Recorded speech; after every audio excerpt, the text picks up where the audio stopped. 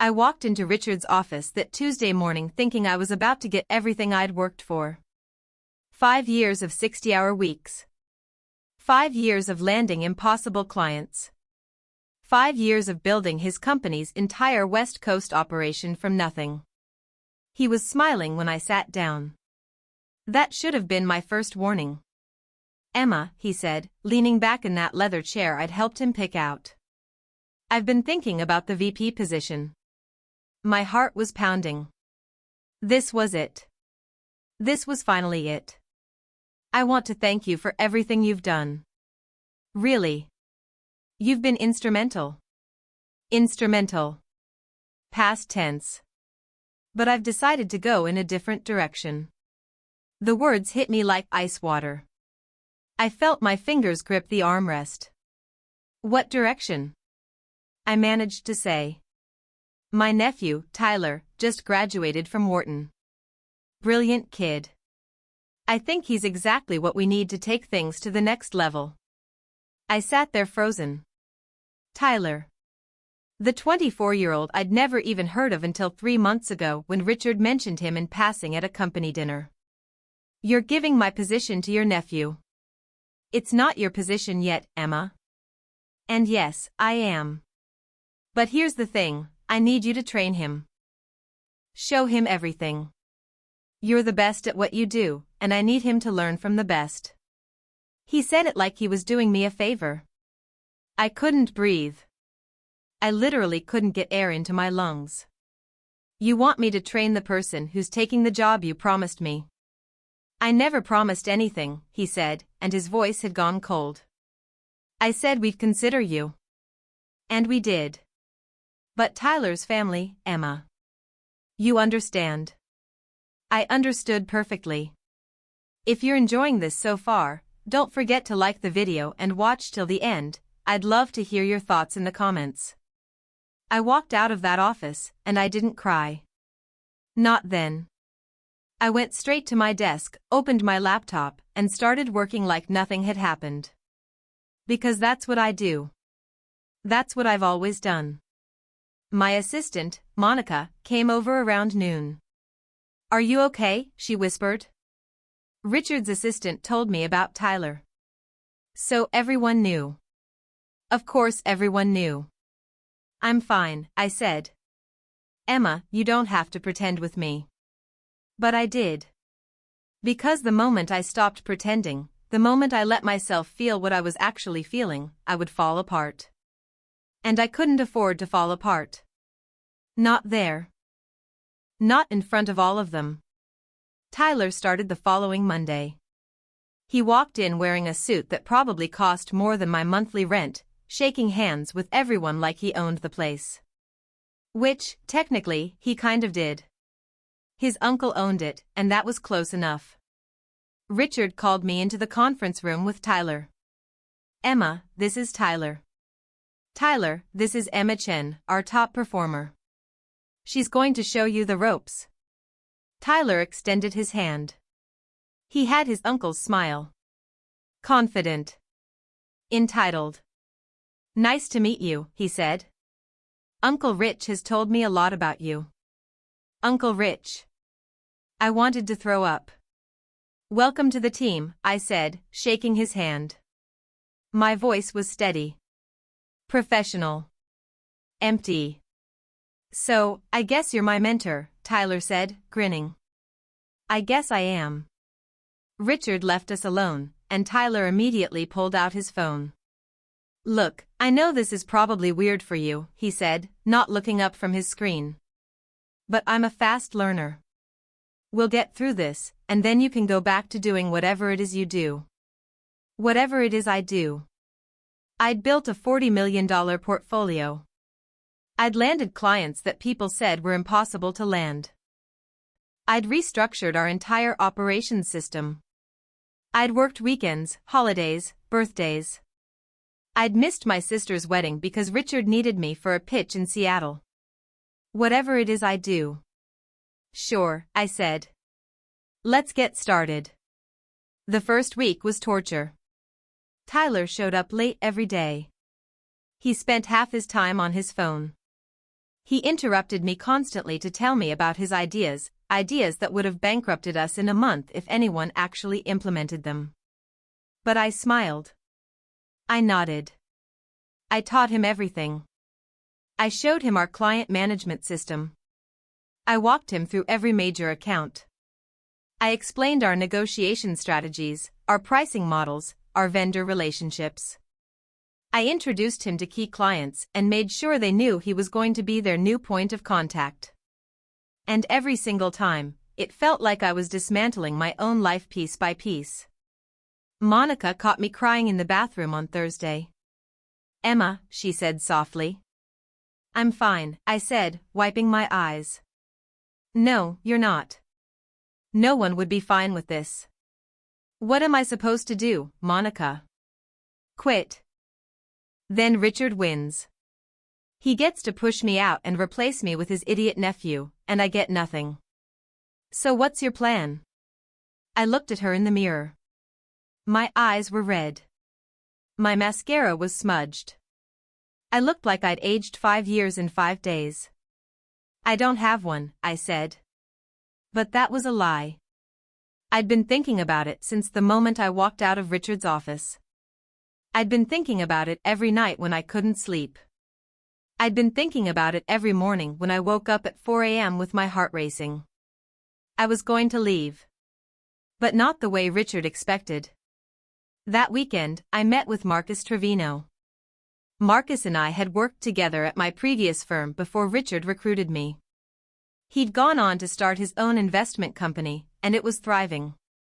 We'd stayed in touch over the years, occasional emails, coffee meetings every few months. I called him Friday night.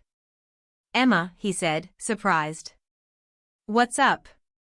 Are you free for coffee tomorrow?" "Sure." "Everything okay?" "I'll tell you tomorrow." We met at a small cafe in Samo. Marcus was already there when I arrived, sitting in the back corner with 2 cups of coffee. "You look terrible," he said as I sat down. "Thanks." "What happened?" I told him everything. The promise. The nephew. The training. All of it. Marcus listened without interrupting. When I finished, he was quiet for a long moment. "So you're leaving," he said. "Yes." "Good. You should have left years ago. Richard's been using you." "I know. But you're not just leaving, are you? You've got something else in mind." I took a sip of coffee. It was bitter and perfect. "I want to start my own firm." Marcus smiled. "There it is. I have the clients. I have the relationships. I have the strategy. I don't need Richard. I never needed Richard." "No, you didn't. So what's stopping you?" "Capital. I have some savings, but not enough to launch properly. I need an investor." "Emma, if you're asking, I'm not asking for charity. I'm asking for a partnership. 50-50. You provide the initial capital, I provide the expertise and the client relationships. We build something real." Marcus leaned back in his chair, studying me. "You're serious?" "Completely." "When do you want to start?" 2 weeks. He laughed. 2 weeks? "Emma, that's insane." "I know. You'll need office space, legal setup, client contracts, insurance, staff. I've already started on all of it. I just need the money." Marcus looked at me like he was seeing me for the first time. "How long have you been planning this?" "About 5 days." "You're absolutely insane. Does that mean you're in?" He was quiet again. Then he extended his hand across the table. "I'm in." I shook his hand, and for the first time in weeks, I felt something other than rage and despair. I felt alive. The next 2 weeks were a blur. I worked my regular hours at Richard's company, training Tyler, smiling, being professional. And then I went home and worked until 2 or 3 in the morning on my own company. I drafted contracts. I secured office space, a small suite in a building downtown, nothing fancy, but it was mine. I filed all the legal paperwork. I designed a website.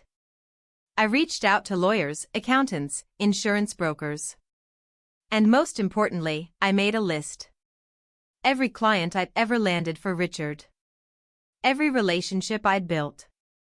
Every person who trusted me, who called me directly, who would follow me if I left. It was a long list. Monica figured out something was going on. "You're leaving," she said one afternoon when Tyler was out at a long lunch. "What makes you say that?" "Because you're different. You're calmer. You're not angry anymore." "I'm always angry." "No, you were angry. Now you're something else. You're dangerous." I looked at her. Monica had been with me for 3 years. She was smart, loyal, and underpaid. "If I was starting something new," I said carefully, "would you want in?" Her eyes widened. "Are you asking me to come with you?" "I'm asking if you'd be interested." "When?" 2 weeks. "Emma, that's insane." "I know. Everyone keeps telling me that." Monica smiled. "I'm in. I haven't even told you the salary." "I don't care. Whatever it is, it's better than watching Richard give everything you built to his nephew." So that made 2. Marcus and Monica. It wasn't much, but it was a start. Tyler, meanwhile, was getting worse. He'd started showing up even later. He missed meetings. He forgot client names. He sent emails with typos and strategic errors that made me cringe. And worst of all, he was arrogant about it. "I think we should completely restructure the portfolio approach," he announced in a meeting. "The way Emma's been doing it is outdated." I'd been doing it for 5 years. It had generated $40 million in revenue. "What changes would you make?" Richard asked, beaming at his nephew. "Well, for starters, we need to be more aggressive. These clients are too conservative. We're leaving money on the table." I bit my tongue. The clients were conservative because that's what they wanted. That's why they trusted us. Tyler's aggressive approach would lose half of them in 6 months. But I didn't say anything. I just smiled and nodded. After the meeting, Richard pulled me aside. "I think Tyler's really getting the hang of things," he said. "Absolutely," I lied. "I'm going to make the official announcement next week. We'll have a company-wide meeting, introduce him as VP, and transition your clients over officially." "Sounds great. And Emma, I want you to know, this doesn't mean we don't value you. You're still a critical part of this team." Critical. Not essential. Not irreplaceable. Critical. "Thanks, Richard." That night, I worked until 4 a.m. finalizing everything. The office was ready. The contracts were ready. The website was live. Marcus had transferred the initial capital into our business account. All I needed now was clients. I started making calls. The first one was to David Morrison, CEO of a tech company I'd landed 2 years ago. His account alone was worth $8 million. "Emma," he said when he picked up. "Good to hear from you. How's everything?" "David, I need to tell you something, and I need you to keep it confidential for now." "Of course. What's going on?" "I'm leaving Richard's firm. I'm starting my own company with a partner, and I wanted to reach out to you first because you've been one of my most important clients." There was a pause. "When?" "Next week." "That's fast." "I know. But I wanted to ask, would you be willing to come with me? Same service, same strategy, probably better rates. I'm building something from the ground up, and I want you to be part of it." Another pause. Longer this time. "Send me the details," he said finally. "I'll look them over." "Thank you, David." Emma, you know I'm not loyal to Richard. I'm loyal to results. You've always delivered. If you can do that at your own firm, then yeah, I'm interested. I called 10 more clients that night. 7 of them said yes immediately. 2 said they'd think about it. 1 said no, he'd been friends with Richard for 20 years and felt obligated to stay. I understood. But it still hurt. By the end of the week, I had commitments for $23 million in client accounts. More than half of Richard's entire portfolio. Monday morning came. The day of the announcement. Richard had organized a big meeting in the main conference room. Catered breakfast, champagne, the whole production. Everyone was there. I sat in the back, next to Monica. She squeezed my hand under the table. "You good?" she whispered. "Perfect," I whispered back. Richard stood at the front of the room, smiling his biggest smile. "Thank you all for coming," he said. I wanted to gather everyone together to make an exciting announcement. As many of you know, we've been preparing for our next phase of growth, and I'm thrilled to introduce the person who's going to lead us there. He gestured to Tyler, who stood up, grinning. Tyler graduated top of his class from Wharton. He's brilliant, innovative, and he represents the future of this company. I'm proud to announce that he'll be taking over as Vice President of Client Relations, effective immediately. Everyone applauded. Tyler shook hands. Richard hugged him. I didn't clap. I just sat there, watching. I also want to thank Emma Chin, Richard continued, looking at me. Emma has been instrumental in building our West Coast operation, and she's done an incredible job training Tyler these past few weeks. Let's give her a round of applause. Now everyone was looking at me. Applauding. Smiling. I stood up slowly. Thank you, I said quietly. Then I walked out. I didn't storm out. I didn't slam doors. I just walked calmly to my office, packed my personal items into a box, and left. Monica followed me 2 minutes later. That was the most badass thing I've ever seen, she said. It's not over yet. We drove to our new office. Marcus was already there, setting up computers. How'd it go? He asked. Perfectly. So now what? Now we send the emails. I'd drafted them over the weekend. Professional, courteous emails to every single one of my clients, informing them that I was no longer with Richard's firm and providing them with my new contact information. I sent them all at once. Then I waited. The first response came within 5 minutes. David Morrison. Emma, just got your email. I'm in. Send me the contract. Then another. And another.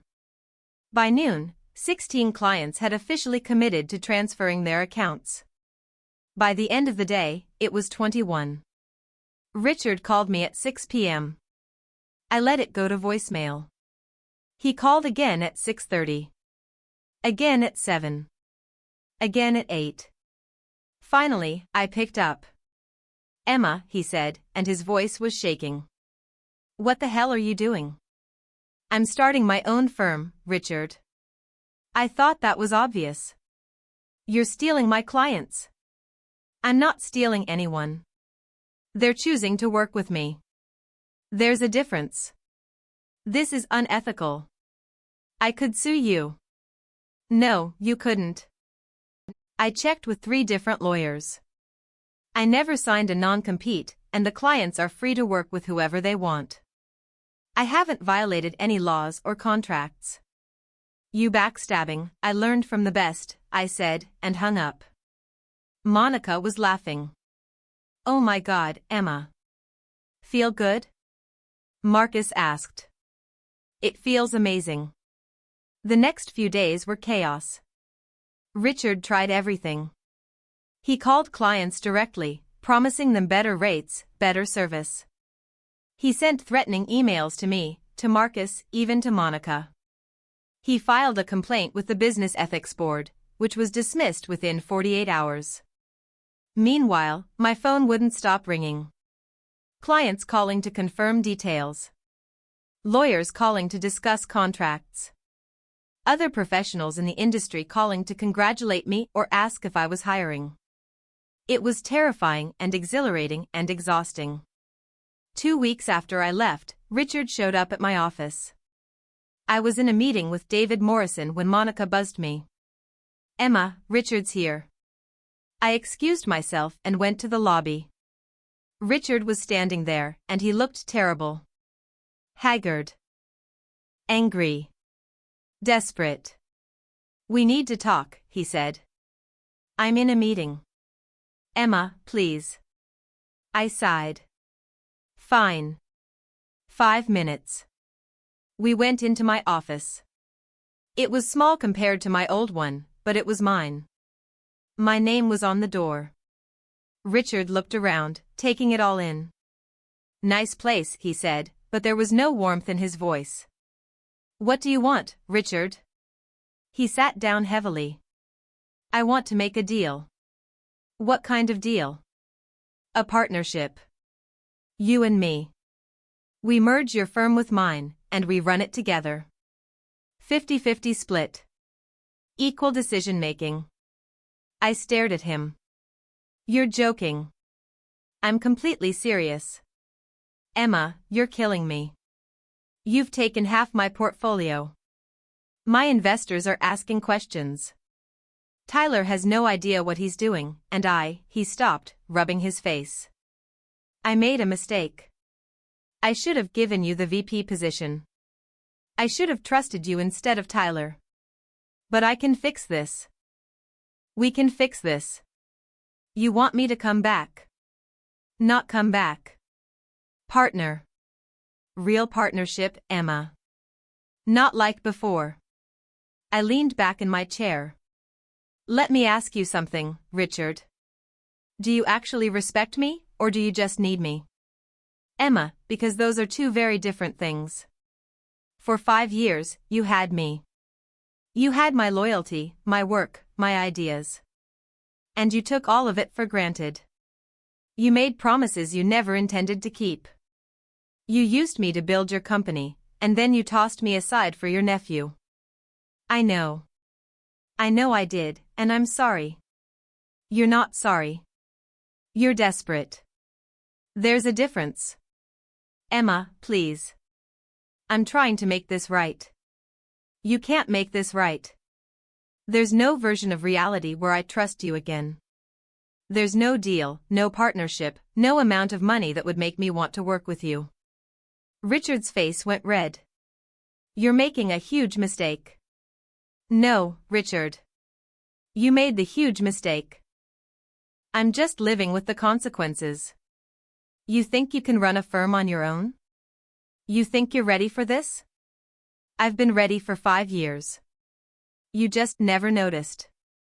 He stood up. "Fine. You want to do this the hard way? I'll compete with you.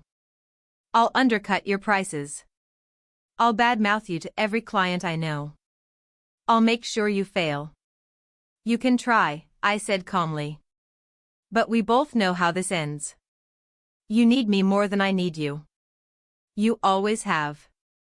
Richard stared at me for a long moment. Then he walked out, slamming the door behind him. Monica appeared in my doorway seconds later. "Did he really just try to get you to come back?" "Yep." "What did you say?" I said no. "Good." That night, I couldn't sleep. Not because I was anxious, but because I was too wired. Too full of adrenaline and vindication and pure, electric joy. I'd done it. I'd actually done it. I got up at 2 a.m. and went to the office. The lights were off, the building was silent. I sat at my desk and looked at the wall where I'd hung our first client contract. David Morrison's signature at the bottom. My company. My clients. My success. 6 months later, we'd tripled our initial client base. I'd hired for more employees. We'd moved to a bigger office. Forbes ran a profile on me titled "The Consultant Who Built an Empire in 6 Months." Richard's firm, meanwhile, was hemorrhaging clients. Tyler had alienated half of the remaining accounts with his aggressive strategies and poor communication. The company was barely staying afloat. I heard through the grapevine that Richard had fired Tyler. I didn't feel bad about it. Not even a little bit. 1 year after I left, Richard's firm filed for bankruptcy. I got the news from David Morrison over lunch. "Did you hear?" he asked. "About Richard?" "Yeah." "How do you feel?"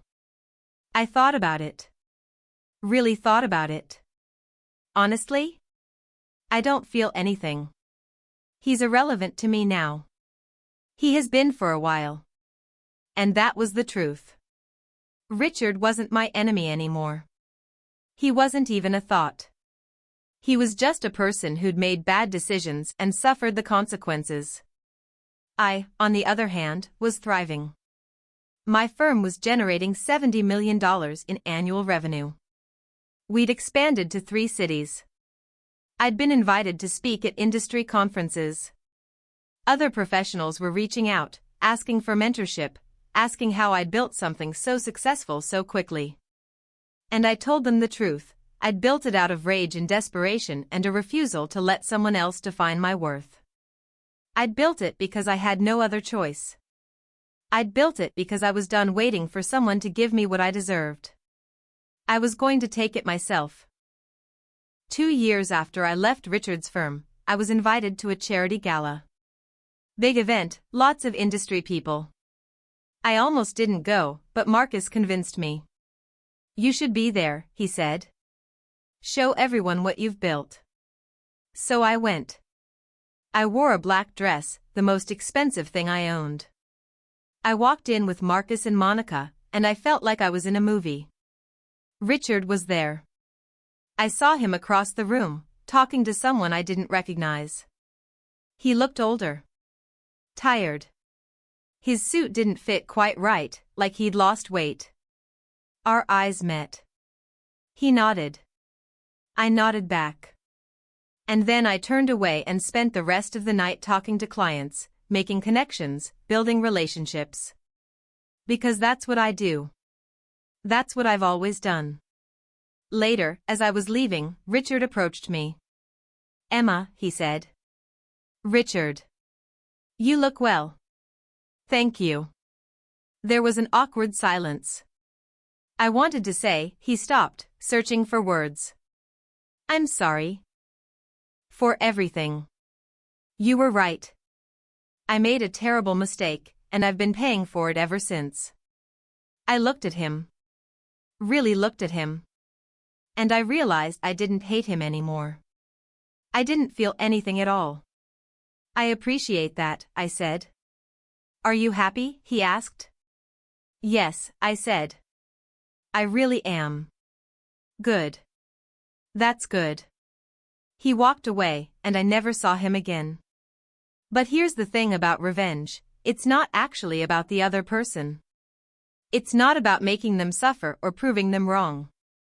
It's about refusing to let their actions define you. It's about building something so undeniable that their betrayal becomes irrelevant. Richard didn't give me a promotion.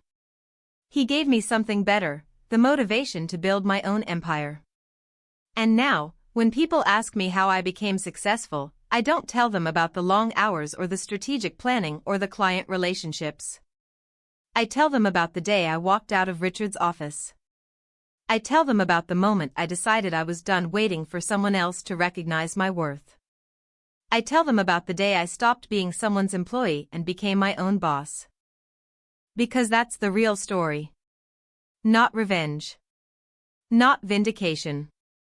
Liberation. 3 years in, my firm had become one of the top consultancies on the West Coast. We were getting offers from companies in New York, London, Singapore. International expansion was no longer a dream, it was inevitable. I hired 32 people. I promoted Monica to Chief Operations Officer. Marcus and I split the partnership exactly as we'd agreed, 50-50, no ego, pure collaboration. One afternoon, I got an email from Tyler. The subject line was simple, apology and request. I almost deleted it. But curiosity won. Emma, it read. I know I have no right to reach out to you, but I wanted to say I'm sorry. I was a spoiled kid who thought his degree and family connections mattered more than actual competence. You tried to teach me, and I was too arrogant to listen. My uncle's company failed because of me, and I've spent the past 2 years trying to understand why. I've been working at a small firm, starting from the bottom, actually learning this time.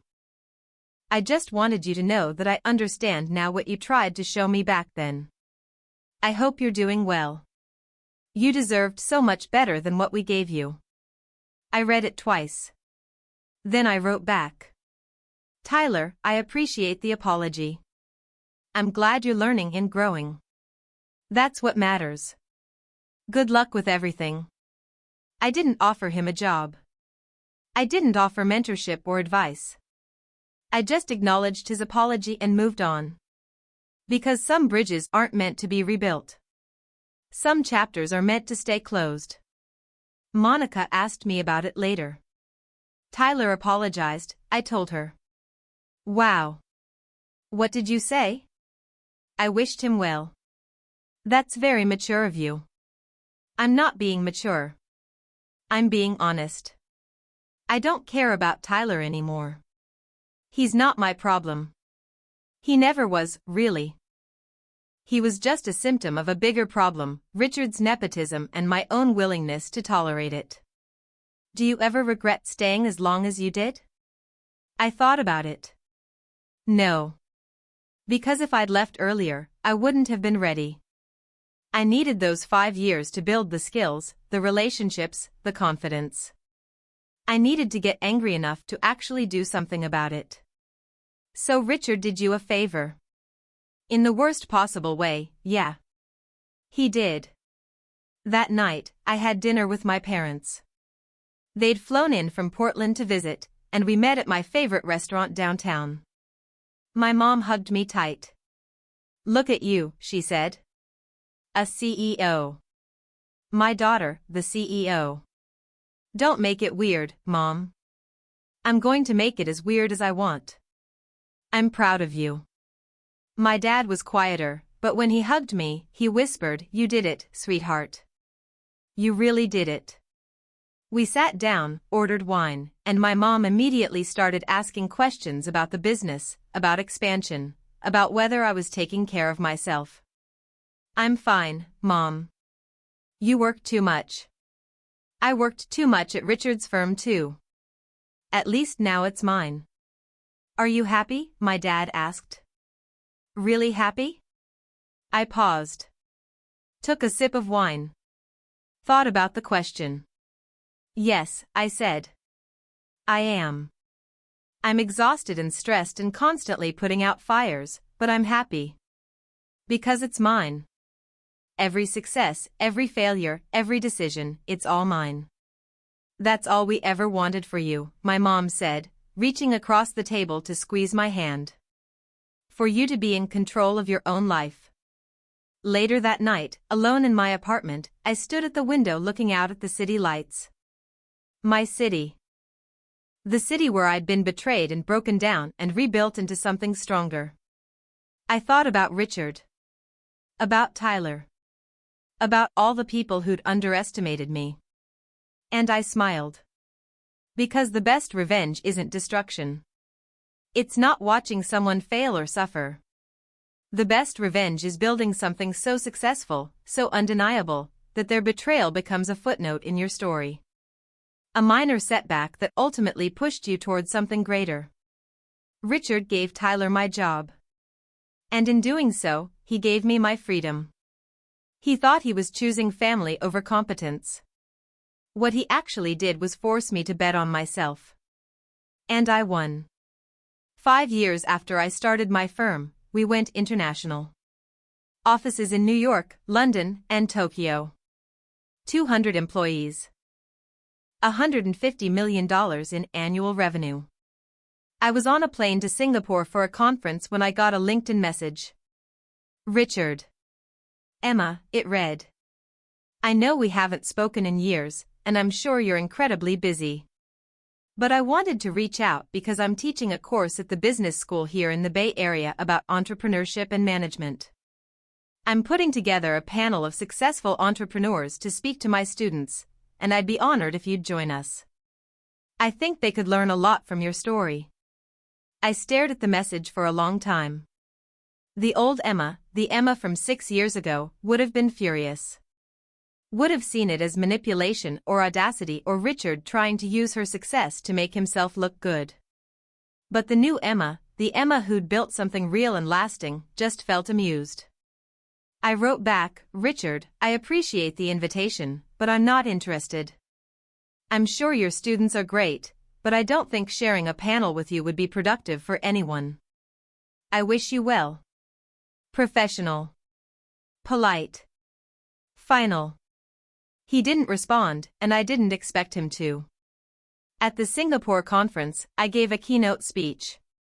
1,500 people in the audience. The title was From Employee to Empire, Building Success After Betrayal. I told them my story. Not the sanitized version, but the real one. Richard, Tyler, the betrayal, the rage, the desperate 2 weeks of building something from nothing. People cried. They laughed. They stood and applauded when I finished. Afterward, dozens of people came up to me. Young women, mostly, telling me their own stories of being overlooked, undervalued, betrayed. How did you stay strong? One woman asked me.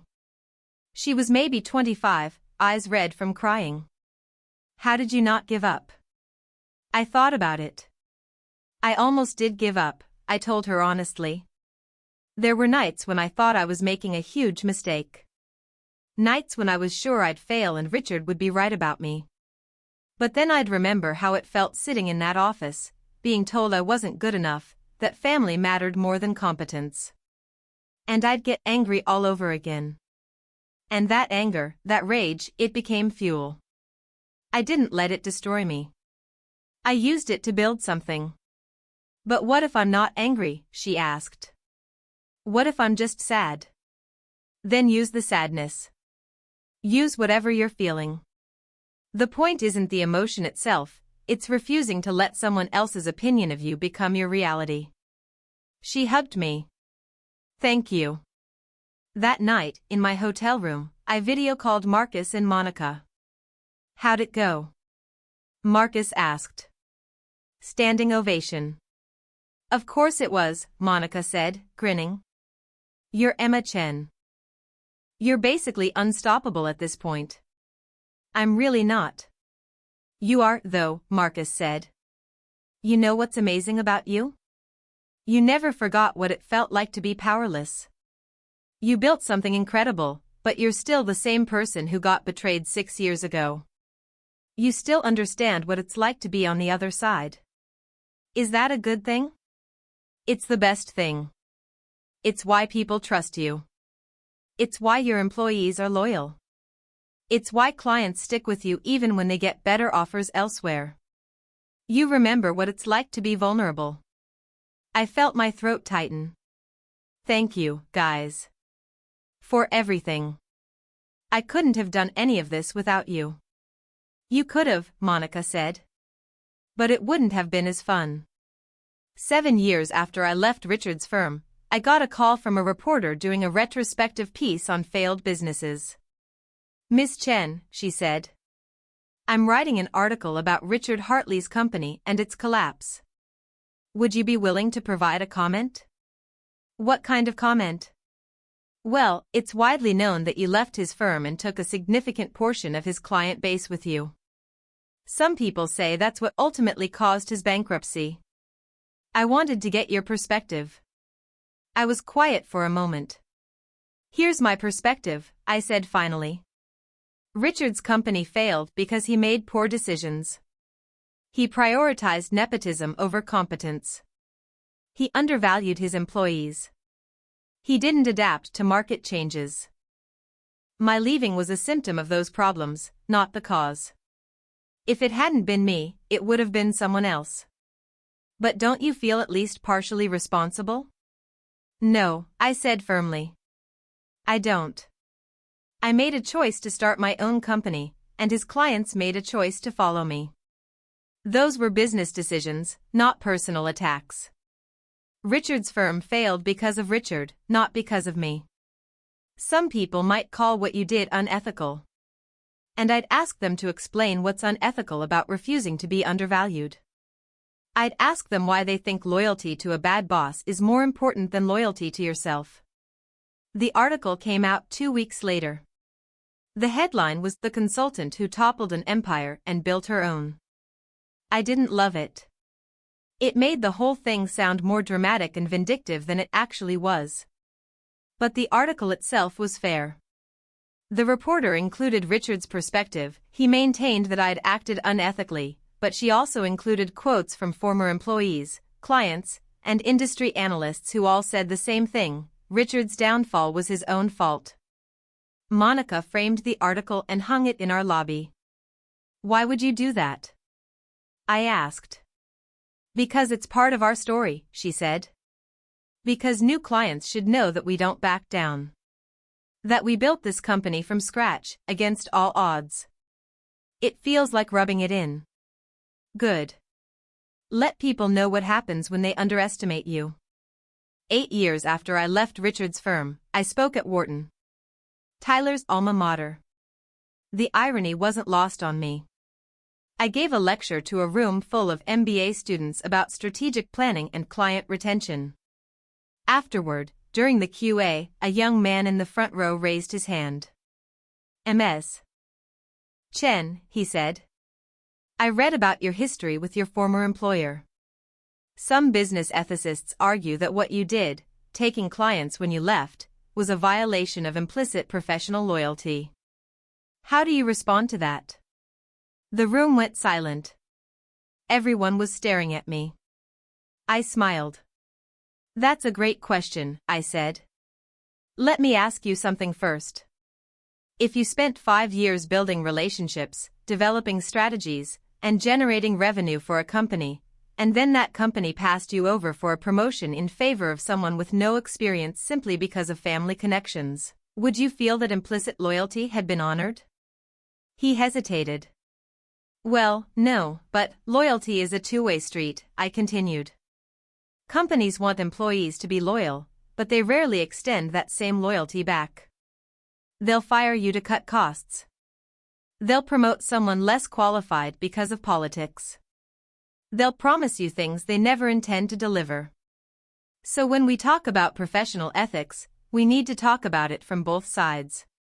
I didn't violate any contracts. I didn't steal proprietary information. I simply offered my services independently, and clients chose to work with me. That's not unethical. That's capitalism. The room erupted in applause. The young man nodded slowly. "I never thought about it that way."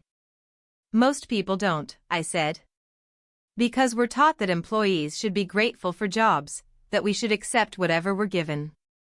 But the moment you start your own company, you realize the game was rigged the whole time. And the only way to win is to stop playing by their rules." After the lecture, a professor approached me. "That was extraordinary," she said. "Would you be interested in teaching a course here? Maybe a semester on entrepreneurship from a practical perspective?" I considered it. "Maybe. Let me think about it." But the truth was, I was already thinking about something bigger. That night, I called Marcus and Monica. "I have an idea," I said.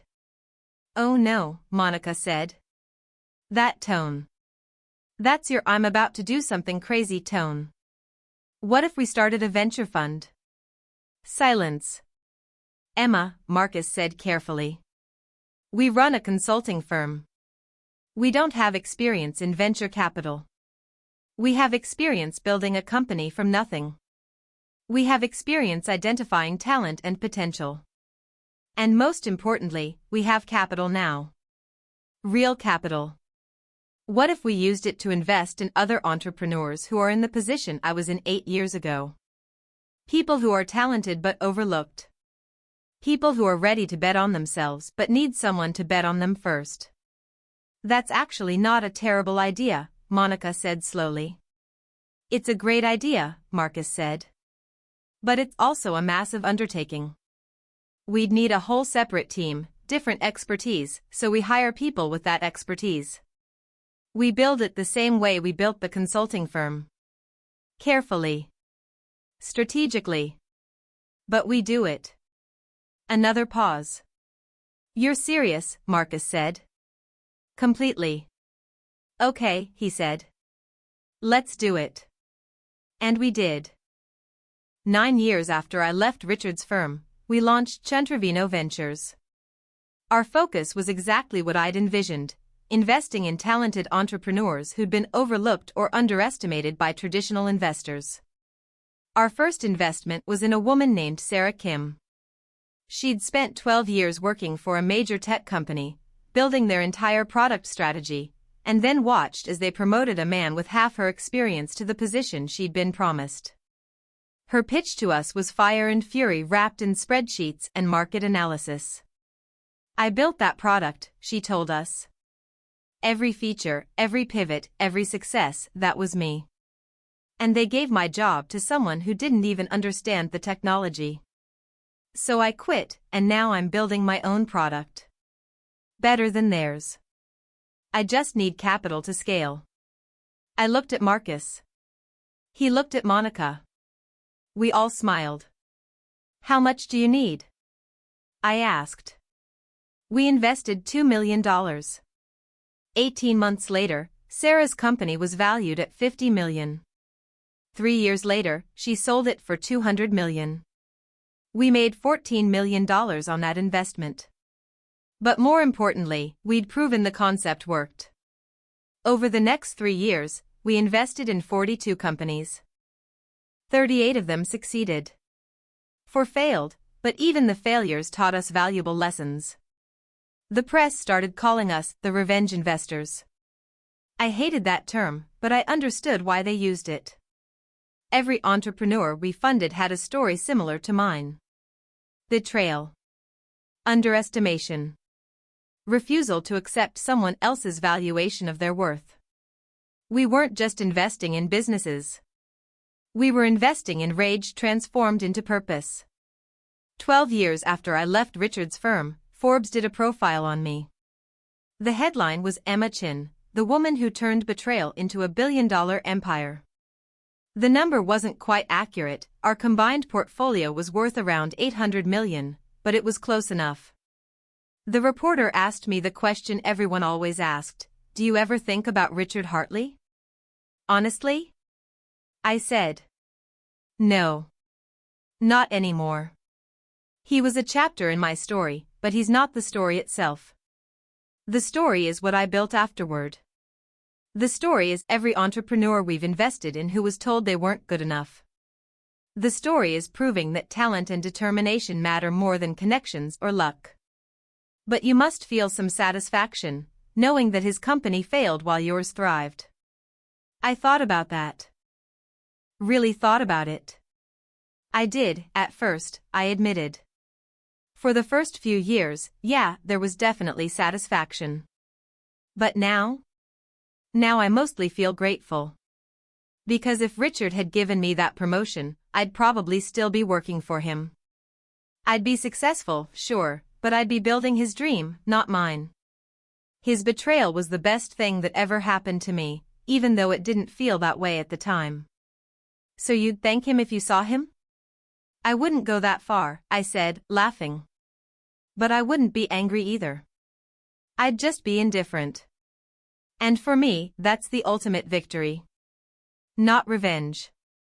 Not vindication. Just complete and total indifference to someone who once had the power to destroy me. The article went viral. I got thousands of messages from people sharing their own stories of workplace betrayal, asking for advice, thanking me for being honest about the anger and the struggle. One message stood out. It was from a woman named Jennifer. Emma, she wrote, I'm in the exact position you were in 12 years ago. I've been working for my boss for 7 years. He just announced he's giving my promotion to his son. I'm devastated and furious, and I don't know what to do. Did you ever doubt yourself? Did you ever think you were making a mistake? I wrote back immediately. Jennifer, I doubted myself every single day for the first year. Starting your own thing is terrifying. There's no guarantee of success, no safety net, no one to blame if it all falls apart. But here's what I learned, the doubt never fully goes away. You just learn to work through it. You learn that action is the antidote to fear. You take one step, then another, and eventually you look back and realize you've built something real. You don't need to have all the answers right now. You just need to take the first step. And if you need advice or support, reach out. Seriously. That's what I'm here for. She wrote back a week later, I just put in my notice. I'm terrified and excited and I have no idea what I'm doing. But I'm doing it. I smiled when I read that. 13 years after I left Richard's firm, I was invited to speak at a women's leadership conference. 5,000 attendees. Major corporate sponsors. A stage so big I felt like I was performing at a concert. I told my story again. By this point, I'd told it hundreds of times, but it never got old. Because every time I told it, I saw women in the audience crying, nodding, writing frantically in notebooks. After my speech, a young woman approached me backstage. She was maybe 23, dressed professionally, but her hands were shaking. Miss Chen, she said. I just want to say thank you. I'm graduating next month, and I've been so scared about entering the workforce. Everyone tells me I need to be grateful for whatever job I get, that I need to pay my dues, that I need to be patient. But your story made me realize that being patient doesn't mean accepting disrespect. It doesn't mean staying in a bad situation just because I'm supposed to. I took her hands. What's your name? Alicia. Alicia, listen to me. You absolutely should be patient and work hard and learn as much as you can. But never confuse patience with tolerating mistreatment. Never confuse dues paying with accepting discrimination. And never, ever let anyone convince you that your worth is determined by what they're willing to give you. You determine your worth. Always. She started crying. I needed to hear that. I know. I needed to hear it too when I was your age. And now I'm telling you. 14 years after I left Richard's firm, we opened our 100th portfolio company. A celebration was held at our headquarters. 200 people, employees, investors, entrepreneurs we'd funded, press. Monica gave a speech. When Emma first told me she wanted to start her own firm, I thought she was insane. 2 weeks' notice? Starting from scratch? Competing against her former boss? It sounded like a disaster waiting to happen. But Emma taught me something important: audacity works. Not recklessness, audacity. There's a difference. Audacity is bold action backed by preparation, skill, and absolute refusal to accept limitations. Emma had all of that. And because of her audacity, we're all here today. Everyone applauded. Then Marcus spoke. I've known Emma for almost 20 years. And the thing about Emma is that she's never been motivated by ego or revenge or proving people wrong, even though she's done all of those things spectacularly. She's motivated by one simple idea: fairness. The world told her she wasn't good enough. She proved the world was wrong. And then she spent the next 14 years helping other people prove the world wrong too. That's not revenge. That's justice. More applause. Then they called me up. I stood at the podium, looking out at all these faces.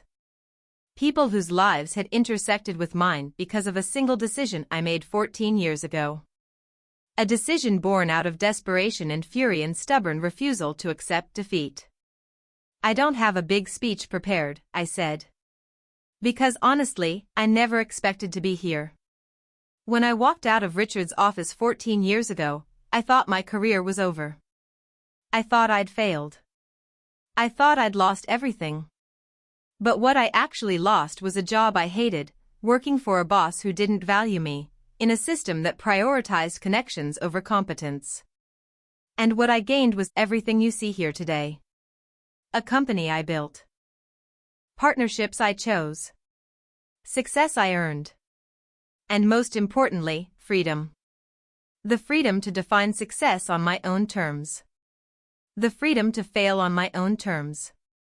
The freedom to bet on myself and win. So to everyone here, whether you're an employee, an investor, or an entrepreneur we've funded, thank you. Thank you for believing in this crazy idea. Thank you for taking risks. Thank you for refusing to settle. This company exists because we all decided that we deserved better. And we were right. The applause was deafening. 15 years after I left Richard's firm, I got an email with no subject line. It was from Richard.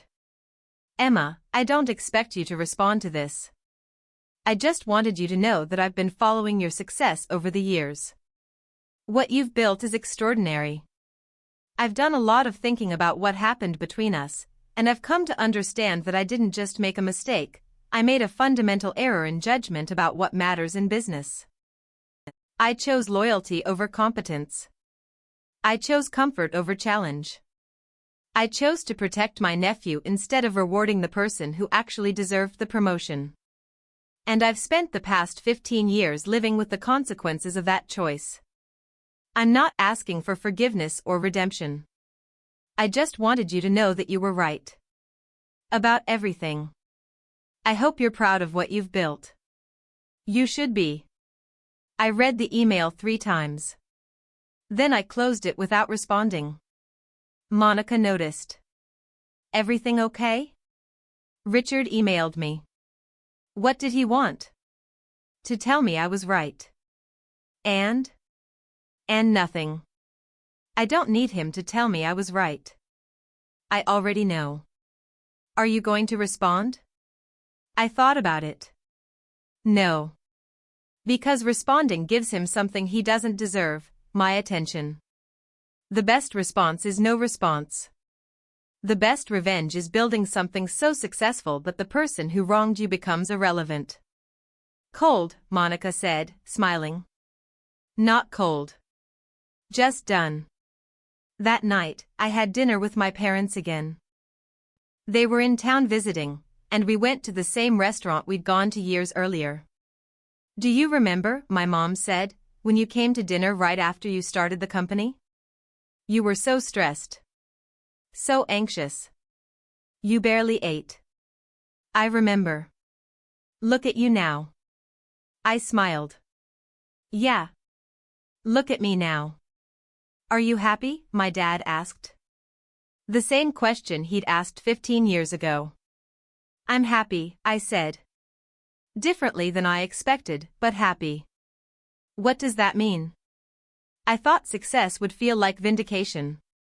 Like proving everyone wrong. And for a while, it did. But now it just feels like life. I built something I'm proud of. I helped people who needed help. I turned pain into purpose. That's not vindication. That's just growth. My mom squeezed my hand. We're so proud of you, Emma. I know, Mom. No, I don't think you do. When you were going through all of that with Richard, we were terrified. We thought you were throwing away your career. We thought you were making a huge mistake. But you weren't. You were betting on yourself. And you won. My dad raised his glass. To Emma. Who taught us that sometimes the biggest risks lead to the biggest rewards. We clinked glasses, and in that moment, I felt something I hadn't felt in a long time, peace. Not the absence of struggle or stress or challenge. But the deep, abiding peace that comes from knowing you made the right choice. From knowing that you honored yourself even when it was terrifying. From knowing that you built something real with your own hands and your own vision. 16 years after I left Richard's firm, I sold my stake in the consulting company to Marcus and Monica. Not because I was done with it, but because they'd earned it. They'd been partners in every sense of the word, and it was time for the company to be fully theirs. I kept the venture fund. That was my passion now. Finding entrepreneurs who reminded me of myself at 28, angry, talented, overlooked, and ready to burn the world down to prove everyone wrong. We'd invested in 147 companies by that point. Our success rate was extraordinary. 87% of our portfolio companies were still operational. 53% had achieved significant exits. We'd created 22 millionaires and 4 billionaires. But the number I was most proud of? 312. That's how many entrepreneurs had reached out to say that our investment saved them. Not just financially, but emotionally. That having someone believe in them when everyone else had doubted them had changed their lives. That's what this was really about. Not money. Not revenge. Not vindication. Connection. Solidarity. Transformation. 17 years after I left Richard's firm, I was diagnosed with breast cancer. Stage 2. Treatable, but serious. I told Monica and Marcus first. Then my parents. Then my team. I'm going to beat this, I told them. But I need to step back for a few months. I need to focus on treatment and recovery. Monica was crying. Whatever you need, Emma. Whatever you need. I need you to run things while I'm gone. I need you to keep investing, keep supporting our entrepreneurs, keep building. Don't let this slow us down. We won't, Marcus promised. The next 6 months were the hardest of my life. Harder than starting the company. Harder than leaving Richard. Harder than anything I'd ever experienced. Chemotherapy. Radiation. Surgery. Recovery. But I survived. And when I came back, thinner and balder and exhausted, my team threw me a party. Not a pity party. A welcome back, you badass party. You beat cancer, Monica said, hugging me. Is there anything you can't do? Yeah, I said. I can't eat hospital food anymore. That stuff is worse than the chemo. Everyone laughed, and it felt good. It felt normal. 18 years after I left Richard's firm, I wrote a book. It was called From Betrayal to Billions: How I Turned the Worst Day of My Life into the Best Decision I Ever Made. My publisher wanted to sensationalize it. Make it all about revenge and destruction and tearing down the man who wronged me. I refused. This isn't a revenge story, I told them. This is a liberation story. This is about what happens when you stop waiting for permission and start building your own life. The book became a bestseller. #1 on the New York Times list for 14 weeks. I did book tours, podcasts, interviews. Everyone wanted to know the same thing: what happened to Richard? I don't know, I'd say honestly. And I don't care. But aren't you curious? Not even a little bit. And I meant it. Richard had become a ghost. A memory. A footnote in a much larger story. 19 years after I left Richard's firm, I received a letter. Not an email. An actual handwritten letter. It was from Tyler. Emma, it began. I know this is probably the last thing you want to receive, but I needed to write this.